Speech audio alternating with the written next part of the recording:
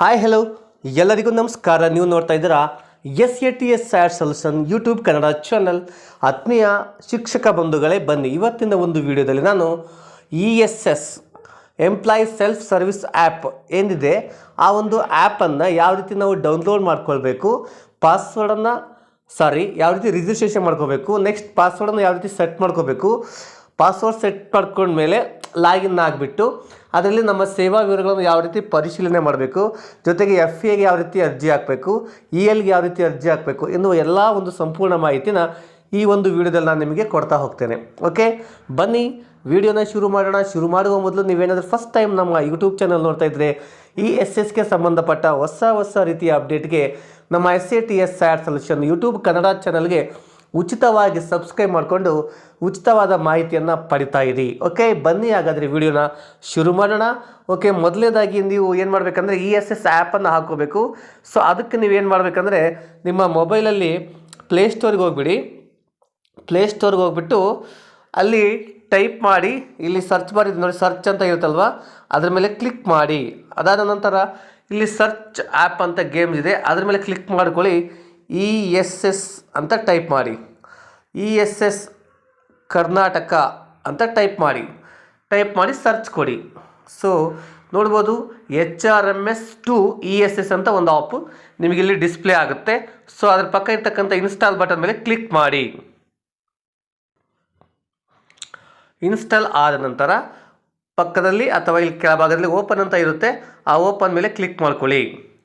So click ಮಾಡಿದಾಗ ಇದು hello ಕೇಳುತ್ತೆ. ಸೊ ಅದಕ್ಕೆ ಪರ್ಮಿಷನ್ ಕೊಡಿ. ಈಗ ನಮಗೆ ಈ ರೀತಿ ಒಂದು ಇಂಟರ್ಫೇಸ್ ಕಾಣುತ್ತೆ. ಈಗ ಮೊದಲನೇದಾಗಿ ನೀವು ಫಸ್ಟ್ ಟೈಮ್ ನೀವೇನು ಮಾಡಬೇಕಾಗುತ್ತೆ, ರಿಜಿಸ್ಟರ್ ಆಗಬೇಕಾಗುತ್ತೆ. ಓಕೆ, ಯಾವ ರೀತಿ ಅಂತ ಆದರೆ ಇಲ್ಲಿ ಹೊಸ ಬಳಕೆದಾರರಾಗಿ ನೋಂದಾಯಿಸಿ ಅಂತ ಇದೆಯಲ್ಲ, ಸೊ ಅದ್ರ ಮೇಲೆ ಕ್ಲಿಕ್ ಮಾಡ್ತೇನೆ. ಅದ್ರ ಮೇಲೆ ಕ್ಲಿಕ್ ಮಾಡಿದಾಗ ನಮಗೆ ನೆಕ್ಸ್ಟ್ ರೀತಿ ಒಂದು ಇಂಟರ್ಫೇಸ್ ಹೋಗುತ್ತೆ. ಇಲ್ಲಿ ಏನು ಕೇಳುತ್ತಪ್ಪ ಅಂದರೆ ನಿಮ್ಮ ಪ್ರಥಮ KJD ನಂಬರನ್ನ ಹಾಕಿ, ಇಲ್ಲಿ ಪಕ್ಕದಲ್ಲಿ ಕಾಣುವ ಕ್ಯಾಪ್ಚವನ್ನು ಹಾಕಿ ಮುಂದೆ ಆಪ್ಷನ್ ಮೇಲೆ ಕ್ಲಿಕ್ ಮಾಡಿ. ಈಗ ಒಂದು 6 ಸಂಖ್ಯೆಯ ಕೋಡನ್ನು ಕಳುಹಿಸಲಾಗಿದೆ ಅಂತ ಇಲ್ಲಿ ನಿಮಗೆ ಏನು KJD ನಂಬರ್ಗೆ HRMS ಲಿಂಕ್ ಆಗಿರುತ್ತಲ್ವ, ಆ ಒಂದು ಮೊಬೈಲ್ಗೆ ಲಿಂಕ್ ಆಗಿರ್ತಕ್ಕಂಥ ಇದಕ್ಕೆ OTP ಹೋಗಿರುತ್ತೆ. ಆ OTPಯನ್ನು ಹಾಕಿ ನೀವು ಇಲ್ಲಿ ಸಬ್ಮಿಟ್ ಮೇಲೆ ಕ್ಲಿಕ್ ಮಾಡಿ. ಸೊ OTPಯನ್ನು ಹಾಕಿದ ನಂತರ ನಮಗೆ ಪಾಸ್ವರ್ಡ್ ಸೃಜಿಸಿ ಅಂತ ಒಂದು ಪೇಜ್ ಓಪನ್ ಆಗುತ್ತೆ. ಸೊ ಇಲ್ಲಿ ನೀವು ಒಂದು ಪಾಸ್ವರ್ಡನ್ನು ಹಾಕಬೇಕಾಗುತ್ತೆ. ಅದು ಕನಿಷ್ಠ 8 ರಿಂದ 16 ಅಕ್ಷರಗಳಿರಬೇಕಾಗುತ್ತೆ. ದೊಡ್ಡ ಮತ್ತು ಸಣ್ಣ ಅಕ್ಷರಗಳ ಮಿಶ್ರಣ ಇರಬೇಕಾಗುತ್ತೆ. ಪಾಸ್ವರ್ಡಲ್ಲಿ ಚಿಹ್ನೆಗಳು ಮತ್ತು ಸಂಖ್ಯೆಗಳು ಒಳಗೊಂಡಿರಬೇಕಾಗುತ್ತೆ. ಇಲ್ಲಿ ಪಾಸ್ವರ್ಡನ್ನು ನಿಮಗೆ ಬೇಕಾದಂಥ ಒಂದು ಪಾಸ್ವರ್ಡನ್ನು ಇಲ್ಲಿ ಮೊದಲನೇ ಕಾಲಮಲ್ಲಿ ಹಾಕಿ, ಅದೇ ಪಾಸ್ವರ್ಡನ್ನು ಇಲ್ಲಿ ಕನ್ಫರ್ಮ್ ಮಾಡಿ ಸಬ್ಮಿಟ್ ಮೇಲೆ ಕ್ಲಿಕ್ ಮಾಡಿ. ಸೊ ಆಗ ರಿಜಿಸ್ಟರ್ ಸಕ್ಸಸ್ಫುಲಿ ಅಂತ ಬರುತ್ತೆ. ಸೊ ಡನ್ ಮೇಲೆ ಕ್ಲಿಕ್ ಮಾಡಿ. ಸೊ ಈಗ ನಾವು ಯಾವ ರೀತಿ ರಿಜಿಸ್ಟರ್ ಆಗಬೇಕು ಅನ್ನೋದು ಗೊತ್ತಾಯಿತು. ಈಗ ಯಾವ ರೀತಿ ಲಾಗಿನ್ ಆಗಬೇಕು ಅಂತ ನೋಡೋಣ. ಸೊ ನೀವು ಈಗ ಆ್ಯಪ್ ಓಪನ್ ಮಾಡಿದ ತಕ್ಷಣ ಇಲ್ಲಿ ಲಾಗಿನ್ ಅಂತ ಒಂದು ಆಪ್ಷನ್ ಕಾಣ್ತಲ್ವ, ಆ ಲಾಗಿನ್ ಮೇಲೆ ಕ್ಲಿಕ್ ಮಾಡೋಣ. ಲಾಗಿನ್ ಮೇಲೆ ಕ್ಲಿಕ್ ಮಾಡಿದರೆ ಈಗ ಇಲ್ಲಿ ನಿಮ್ಮ KJD ನಂಬರನ್ನು ಹಾಕಿ, ಈಗ ನೀವು ರಚಿಸಿದ ಪಾಸ್ವರ್ಡನ್ನು ಹಾಕಿ, ಇಲ್ಲಿ ಕಾಣುವ ಕ್ಯಾಪ್ಚವನ್ನು ಹಾಕಿ ಮುಂದೆ ಅನ್ನೋ ಆಪ್ಷನ್ ಮೇಲೆ ಕ್ಲಿಕ್ ಮಾಡ್ಕೊಳ್ಳಿ. ನೀವು ಪ್ರತಿ ಸಾರಿ ಲಾಗಿನ್ ಆಗಬೇಕಾದ್ರೂ ಕೂಡ OTP ಬರುತ್ತೆ. OTPಯನ್ನು ಹಾಕಿ ಇಲ್ಲಿ ಸಬ್ಮಿಟ್ ಮೇಲೆ ಕ್ಲಿಕ್ ಮಾಡಿ.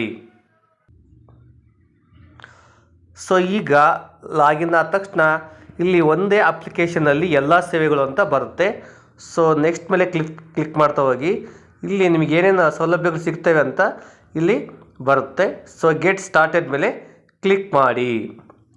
ಗೆಟ್ ಸ್ಟಾರ್ಟೆಡ್ ಮೇಲೆ ಕ್ಲಿಕ್ ಮಾಡಿದರೆ ನಮಗೆ ಈ ರೀತಿಯ ಒಂದು ಆಪ್ಷನ್ಸ್ ಓಪನ್ ಆಗುತ್ತೆ, ಮೇನ್ ಮುಖಪುಟ.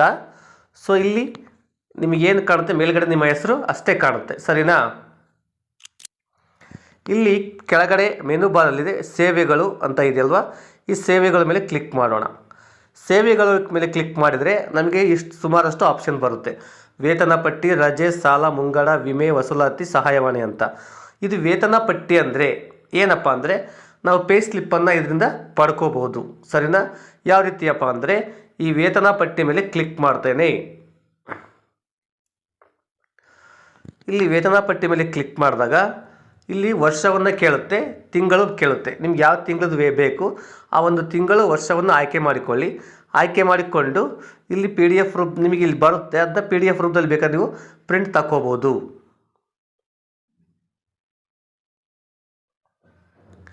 ಸೊ ನೋಡಿ, ಇಲ್ಲಿ ಆದಷ್ಟು ಲ್ಯಾಂಗ್ವೇಜನ್ನು ಇಂಗ್ಲೀಷಿಗೆ ತಗೊಳ್ಳಿ. ಕನ್ನಡದಲ್ಲಿ ಆದರೆ ಕೆಲವು ಆಪ್ಷನ್ಸ್ ನಿಮಗೆ ಸರಿಯಾಗಿ ವರ್ಕ್ ಆಗಲ್ಲ ಅಥವಾ ಕಾಣೋದಿಲ್ಲ. ಸೊ ಅದಕ್ಕೆ ಏನು ಮಾಡಿರಿ, ನೀವು ಲ್ಯಾಂಗ್ವೇಜನ್ನು ಇಂಗ್ಲೀಷಿಗೆ ಚೇಂಜ್ ಮಾಡ್ಕೊಳ್ಳಿ. ಯಾವ ರೀತಿ ಅಂದರೆ ಇಲ್ಲಿ ಕಾರ್ನರಲ್ಲಿ ಕಾಣ್ತಾ ಇದೆಯಲ್ವಾ, ಅಲ್ಲಿ ಕ್ಲಿಕ್ ಮಾಡ್ಕೊಳ್ಳಿ, ಕನ್ನಡಕ್ಕೆ ಇರುತ್ತೆ, ನೀವು ಇಂಗ್ಲೀಷಿಗೆ ಅಪ್ಡೇಟ್ ಮಾಡ್ಕೊಳ್ಳಿ. ಸರಿನಾ? ಆಗ ಅದು ಇಂಗ್ಲೀಷಲ್ಲಿ ಆಪ್ಷನ್ ನಮಗೆ ಎನೇಬಲ್ ಆಗುತ್ತೆ. ಈಗ ಪೇರೋಲ್ ಮೇಲೆ ಕ್ಲಿಕ್ ಮಾಡ್ತೇನೆ. ಸೊ ಈಗ ಒಂದು ಮಂತಿನ ಪೇ ಸ್ಲಿಪ್ ಯಾವ ರೀತಿ ಇಲ್ಲಿ ತೆಗೆಯೋದು ನೋಡಪ್ಪ ಅಂದರೆ, ಇಲ್ಲಿ ಇಯರ್ ಮತ್ತು ಮಂತನ್ನು ಸೆಲೆಕ್ಟ್ ಮಾಡಿಕೊಂಡು ಇಲ್ಲಿ ನೋಡ್ಬೋದು, ಇಲ್ಲಿ ಇಯರನ್ನು ಸೆಲೆಕ್ಟ್ ಮಾಡ್ಕೊಳ್ಳಿ, ಮಂತನ್ನು ಸೆಲೆಕ್ಟ್ ಮಾಡ್ಕೊಳ್ಳಿ. ಅದಾದ ನಂತರ ಇಲ್ಲಿ ಒಂದು PDF ರೂಪ ಕಾಣ್ತಾರೆ, ಪೇ ಸ್ಲಿಪ್ ಯಾವ ತಿಂಗಳದು ಅಂತ. ಸೊ ನೀವು ಅಲ್ಲಿ ಜಸ್ಟ್ ಡೌನ್ಲೋಡ್ ಮೇಲೆ ಕ್ಲಿಕ್ ಮಾಡಿದರೆ ನಿಮಗೇನಾಗುತ್ತಪ್ಪ ಅಂದರೆ PDF ಜನರೇಟೆಡ್ ಸಕ್ಸಸ್ಫುಲಿ ಅಂತ ಬರುತ್ತೆ. ಸೊ ಓಪನ್ ಮೇಲೆ ಕ್ಲಿಕ್ ಮಾಡಿದರೆ ನಿಮಗೆ PDF ರೂಪದಲ್ಲಿ ನಿಮ್ಮ ಒಂದು ಸ್ಯಾಲ್ರಿ ಸ್ಲಿಪ್ಪು ಏನಾಗುತ್ತೆ, ಓಪನ್ ಆಗುತ್ತೆ. ಸರಿನಾ? ಇದು ಪೇ ಸ್ಲಿಪ್ ಯಾವ ರೀತಿ ತಗೋಬೇಕು ಅನ್ನೋದು. ಸೊ ಈಗ ಬ್ಯಾಕ್ ಬರ್ತೇನೆ. ಈಗ ಲೀವ್ ELಗೆ ಯಾವ ರೀತಿ ಅರ್ಜಿ ಹಾಕೋದು ಅಂತ ನೋಡೋಣ. ಸೊ ಇಲ್ಲಿ ಲೀವ್ ಮೇಲೆ ಕ್ಲಿಕ್ ಮಾಡ್ತೇನೆ. ಇಲ್ಲಿ ನೋಡ್ಬೋದು 16 ಲೀವ್ ಎಷ್ಟಿದೆ, ನಿಮ್ಮ ಬ್ಯಾಲೆನ್ಸಲ್ಲಿ EL ಎಷ್ಟಿದೆ ಅಂತ, HPL ಎಷ್ಟಿದೆ ಅಂತ ಇಲ್ಲಿ ನಿಮಗೆ ತೋರಿಸುತ್ತೆ. ನೆಕ್ಸ್ಟ್ ಅಪ್ಕಮಿಂಗ್ ಹಾಲಿಡೇ ಯಾವುದಂತ ಇಲ್ಲಿ ತೋರಿಸುತ್ತೆ. ಇಲ್ಲಿ ರಿಕ್ವೆಸ್ಟ್ ಫಾರ್ ಲೀವ್ ಎನ್ಕ್ಯಾಶ್ಮೆಂಟ್ ಅಂತ ಒಂದು ಆಪ್ಷನ್ ಇದೆ ಅಲ್ವಾ, ನೀವು ELಗೆ ಅಪ್ಲೈ ಮಾಡಬೇಕಪ್ಪ ಅಂದರೆ ಈ ರಿಕ್ವೆಸ್ಟ್ ಫಾರ್ EL ಎನ್ಕ್ಯಾಶ್ಮೆಂಟ್ ಆ ಆಪ್ಷನ್ ಮೇಲೆ ಕ್ಲಿಕ್ ಮಾಡಬೇಕು. ಸೊ ಈ ಕೆಳಗೆ ಮತ್ತೊಂದು ಆಪ್ಷನ್ ಬರುತ್ತೆ, ಅಪ್ಲೈ ಫಾರ್ ಲೀವ್ ಎನ್ಕ್ಯಾಶ್ಮೆಂಟ್ ಅಂತ. ಸೊ ಅದ್ರ ಮೇಲೆ ಕ್ಲಿಕ್ ಮಾಡಿ. ಇಲ್ಲಿ ಎಂಪ್ಲಾಯಿ ಡೀಟೇಲ್ಸ್ ಬರುತ್ತೆ, ನಿಮ್ಮ ಮಾಹಿತಿಯನ್ನು ನೀವು ಚೆಕ್ ಮಾಡ್ಕೋಬೋದು. ಬ್ಲ್ಯಾಕ್ ಪೀರಿಯಡ್ ಅಂತ ಕೇಳುತ್ತೆ, current black or previous black ಅಂತ. ನೀವು ಕರೆಂಟ್ ಬ್ಲ್ಯಾಕನ್ನು ಸೆಲೆಕ್ಟ್ ಮಾಡ್ಕೊಳ್ಳಿ. ಈಗ ಕರೆಂಟ್ ಬ್ಲ್ಯಾಕ್ ಸೆಲೆಕ್ಟ್ ಮಾಡಿಕೊಂಡ್ರೆ ಅದು ಡೇಟ್ ತೋರಿಸುತ್ತೆ, ಎಲ್ಲಿಂದ ಎಲ್ಲಿವರೆಗೂ ನೀವು ಈ ಒಂದು ಈ ಅವಧಿಯ ELಗಳನ್ನು ನೀವು ಬಳಸ್ಕೊಳ್ತಾ ಇದ್ದೀರಂತ.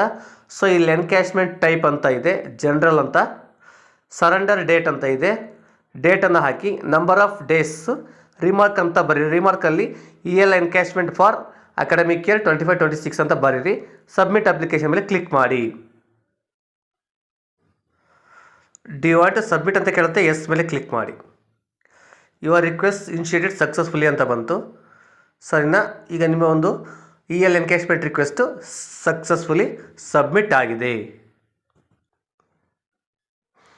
ಸೊ ಇದೇ ರೀತಿ ಈ ಒಂದು ಆ್ಯಪಲ್ಲಿ ಸಿಗ್ತಕ್ಕಂಥ ಈ ಲೋನ್ಸ್ ಆಗಲಿ, ಇನ್ಶೂರೆನ್ಸ್ ಬಗ್ಗೆ ಆಗಲಿ, ಇನ್ನುಳಿದ ಮಾಹಿತಿಗಳನ್ನು ಯಾವ ರೀತಿ ಯೂಸ್ ಮಾಡಬೇಕು ಅನ್ನೋದನ್ನು ನೆಕ್ಸ್ಟ್ ವೀಡಿಯೋಗಳಲ್ಲಿ ನಾನು ನಿಮಗೆ ತಿಳಿಸ್ಕೊಡ್ತಾ ಹೋಗ್ತೇನೆ. ಸೊ ಈ ಒಂದು ಮಾಹಿತಿ ನಿಮಗೆ ಇಷ್ಟ ಆಯಿತು ಅಂದ್ಕೊತೀನಿ.